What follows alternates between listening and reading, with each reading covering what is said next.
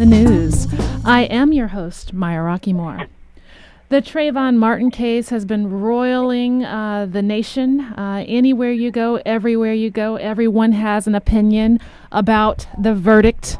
The verdict was actually not guilty. And this was a case where a young African-American teenager, 17 years of age, walking home from the store with a bag of Skittles and a Coke, can of soda, was walking home, minding his own business, talking to a female friend of his, when a volunteer night watchman in a gated community decided that he looked menacing and assumed and presumed, based on his attire and perhaps the color of his skin, that he was a criminal element in their gated community.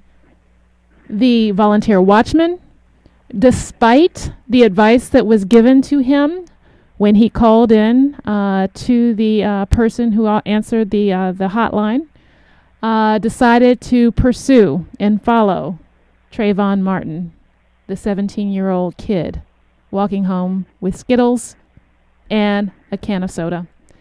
And what ensued and ended up happening was a tussle and the death of a young black man who had a lot of promise. Yet, this volunteer night watchman was acquitted. It was determined that he had a right to stand his ground, and Trayvon Martin did not. We are pleased to dedicate an entire hour today to the Trayvon Martin case. And I've got to say, as an African-American woman with brothers, with a father, married to a black man, with cousins who run into these issues about perceptions every day of their lives in this country, that this has hit me very hard, and it has hit African Americans very hard because it is very reminiscent of a deep and troubled history in this country where the issue of race, presumptions of criminality, presumptions of being less than, and portrayals of being the other have been persistent and consistent throughout time. The show will be, we will have a number of excellent guests. Sarah Jaffee is an independent journalist, a rabble-rouser, and a contributor to Truthout, Alternet, The Nation, Jacobin, and others, following her exploits on Twitter, if you can, at Sarah L. Jaffee. Later in the show, we'll be joined by Tobias Packer and Joseph Phelan. They are the organizers of an effort of a movement called We Are Trayvon Martin. We are not Trayvon Martin. And Jaffee X, he is a Pittsburgh hip-hop artist who became nationally known in 2007 with the song Free the Gina 6. And his song became the hip-hop political song of the year. And later in the show, we will hear from him as well as he talks about the Trayvon Martin case and the way that artists usually do, through rhyme and lyrics. So first, I'd like to welcome to the show Sarah. Sarah, welcome. Are you on the phone? I am here. How you doing? I'm well. Tell me, what was your perception? What was your reaction to the verdict, Sarah? So, I wasn't shocked. I would like to be able to say I was shocked. I think we would all like to be able to say we were shocked, but I don't think any of us really were. But it really started to hit me, and I really started to think about this a lot, and to think about some friends of mine from when I was in high school, when young kids who were occasionally smoking marijuana, occasionally getting in trouble, who never got shot, never got shot at, never really got considered a threat because they were white kids. And so, I mean, that's a part of something that white America and many people who are commenting on this, who think that the verdict was justified, never actually think about, and that is this whole notion of white privilege. Right. And Sarah, I have often talked about the story of, I taught at American University for a while, and the 99% of my class were white kids. And I asked them the question, how many of you all went out this weekend?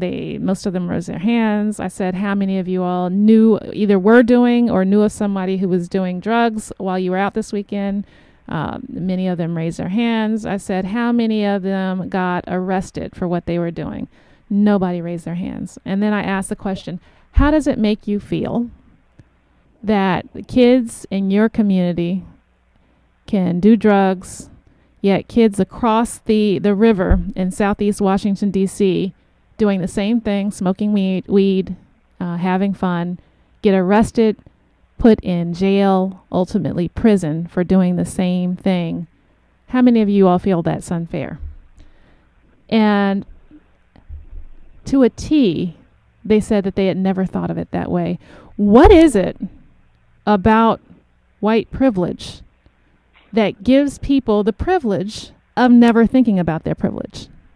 I mean, that's how it works, right? You just don't even think that you will be stopped and frisked. I live in New York City, where I think the numbers come out to the fact that more young black men were stopped and frisked in New York last year than actually exist in New York, right? And that's just a world that most people don't even come across. The most white people don't even come across. But they see it on television. They see it on TV. They see the criminalization of people of color, of African American men. They see people going to jail for drugs on TV. Yeah, I know, but it doesn't get portrayed as when you see it on TV, you see it on a crime show or something where that person is proven to be guilty by some, CSI magic or whatever it is. The crime shows are always from the view of the cops, and the guilty people are always actually guilty, and they deserve it. And if most of those criminals happen to be black, then most people just start to think that most criminals must be black, and they don't actually think, oh, wait. So when a white guy sees a black kid walking through his neighborhood that he doesn't immediately recognize, he immediately assumes this kid is a criminal, because that's the overwhelming portrayal of young black kids that he sees. So let me just break this down, because, the notion that black people who use drugs are criminals, how come white people don't see that as applying to them, white people who use drugs? If I could explain if I could explain that, then I'd have a better idea of how to fix it. Yeah.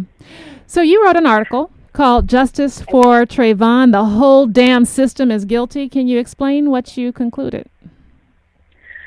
So like I said, I live in New York, where stop and frisk is a huge problem. And the same week that we got the Trayvon Martin verdict, the George Zimmerman verdict, Trayvon Martin was not on trial.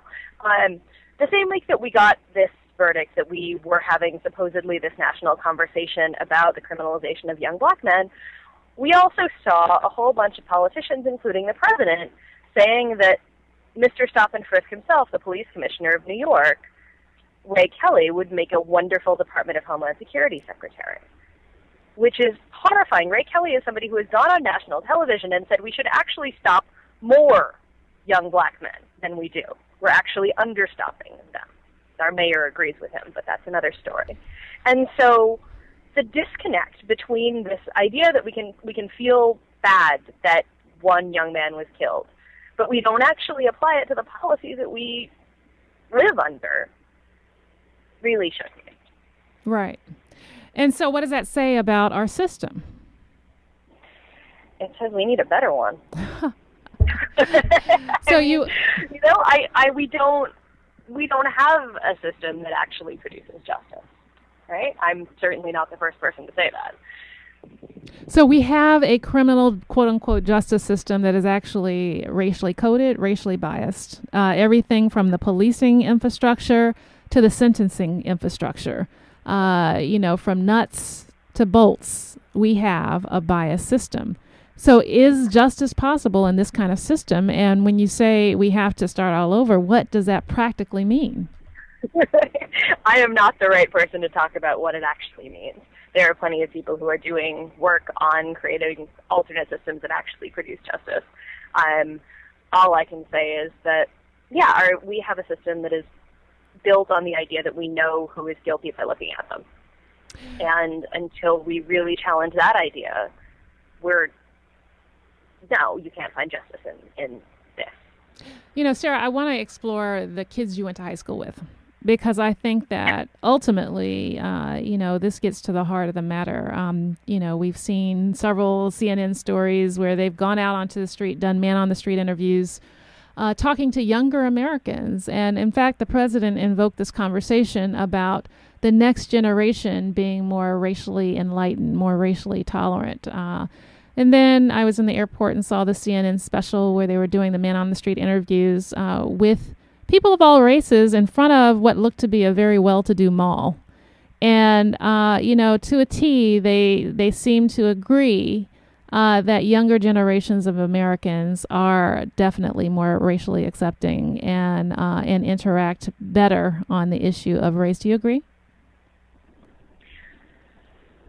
I mean, yes, but I think that, once again, it's not a problem of people personal. It's neither a problem of people like me talking about and feeling guilty about our white privilege, or kids being more individually, personally more tolerant and friendly. It's a problem of, until we actually change the way the system is built, then it doesn't matter if you're nicer to people if the cops are still stopping them. Mm-hmm. And, I mean, the New York Police Department has plenty of officers who are African-American men who are stopping people who look like them. Well, that's a great point. It's not a problem of being personally tolerant. It's a problem of a system that is set up to criminalize certain people. That's a great point. Another great point is that Zimmerman himself was a younger man. Definitely, not of the. He's not entirely. He's from.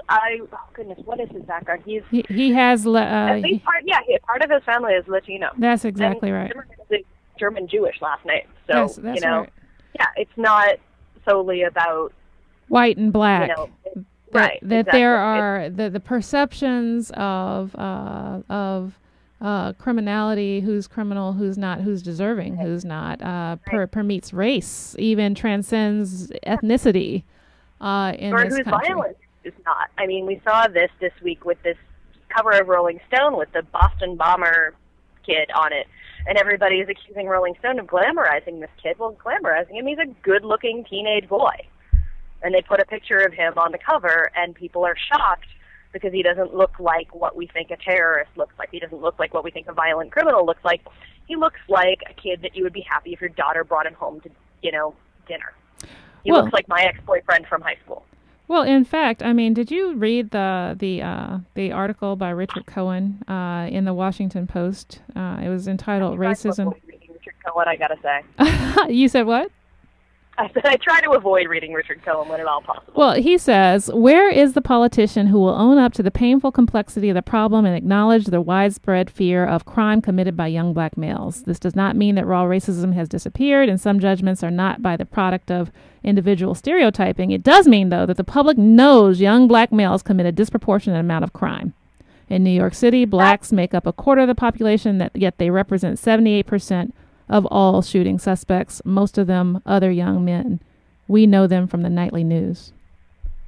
Well, what I know in New York is that most of the people that we're actually afraid of, when we actually think about it, is the cops. No matter of their race. Yeah. But, I mean, right, that's the same argument that Ray Kelly gives. That's the same argument that Mike Bloomberg gives when they're arguing for stopping and frisking more people, right? It's, they're the ones committing the crimes, and right, and to go back to your class, right? Well, first of all, 90% of the kids that they stop and frisk are not only not carrying guns, don't even have drugs or anything else on them. They're simply walking down the street in their neighborhood. Yeah. They had to shut down a program where they were harassing kids in the halls of their own apartment. But to me, let's twist this. I mean, what does this mean? We know that most mass murderers are white men. Does that mean that we should go and arrest Richard Cohen, the Washington Post author of this thing, because he is a white male? And not to mention, I mean, I don't want to stereotype, but it sounds like his last name is Jewish. And there are plenty of stereotypes for Jews, and I would presume that he wouldn't want to be lumped into that same category that typically gets held in terms of Jews. So, I mean, what's flawed about that argument of stereotyping everybody based on the statistics of a few? I mean, that's why I think that the Rolling Stone cover was actually really powerful, because it did look like a kid that you would see walking down the street in your neighborhood and not be afraid of if you were Richard Cohen, right? He did not look either like the scary Muslim bomber, which was somebody, I think Roxane Gay pointed out that you can, when you refer to I don't even know how to pronounce their last name. When you refer to the Boston Bomber brothers by their names sound foreign, their names sound immigrant, their names are unpronounceable, and it's very easy to, create this picture in your head of these two scary, evil bombers. But when you actually have to look at this face, and you go, oh, right, we actually can't profile our way out of danger, because nobody would have stopped that kid on his way to put a bomb in a trash can or whatever it was. Right. In fact, nobody would have been frisked him. In fact, if you want to commit the perfect crime, right, you just get somebody who doesn't fit a stereotype to do the crime, and then our Keystone cops will never catch them. Yep. Okay. So, is there anything else that you'd like to leave with our listening audience? Where do we go from here, Sarah? In your opinion? We actually have to look at policy. We actually have to say Ray Kelly would actually be a terrible Homeland Security Secretary, and while we're at it, there's a lot wrong with the Department of Homeland Security. But we actually have to look at broader issues. So we actually have to look at the criminalization of young black men, young men of color. We have to actually look at the drug war. We have to look at so many things. But I don't think we're going to solve this just by examining how we feel. I think we're actually going to solve this by having to actually change the way things work. Sarah Jaffee, an independent journalist, rabble-rouser, contributor to Truth Out, Ultranet, The Nation, and other websites. Follow her on @SarahLJaffee on Twitter. And please check out her recent article, Justice for Trayvon, The Whole Damn System is Guilty, on InTheseTimes.com. Thank you, Sarah, for joining me today. Thank you.